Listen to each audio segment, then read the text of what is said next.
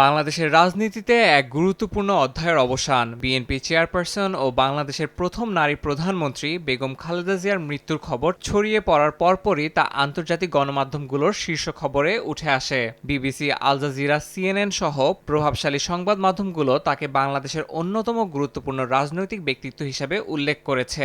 বার্তা সংস্থা Reuters, AFP ও এপিও ধারাবাহিক প্রতিবেদন প্রকাশ করে। প্রতিবেদনে খালেদা জিয়ার দীর্ঘ রাজনৈতিক জীবন, ক্ষমতায় থাকার সময় এবং বাংলাদেশের রাজনীতিতে তার প্রভাব বিশদভাবে তুলে ধরা হয়েছে।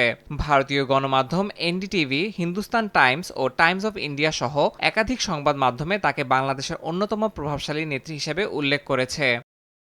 চীনের রাষ্ট্রীয় গণমাধ্যম সিজিটিএনও গুরুত্ব সহকারে তার মৃত্যুর খবর প্রকাশ করেছে। ডেন্টিস্টের পরামর্শ নাও নতুন কোলগেট অ্যাক্টিভ সল্ট। পাকিস্তানের প্রভাবশালী দৈনিক ডন তাকে দক্ষিণ এশিয়ার একজন গুরুত্বপূর্ণ রাজনৈতিক ব্যক্তিত্ব হিসেবে উল্লেখ করেছে।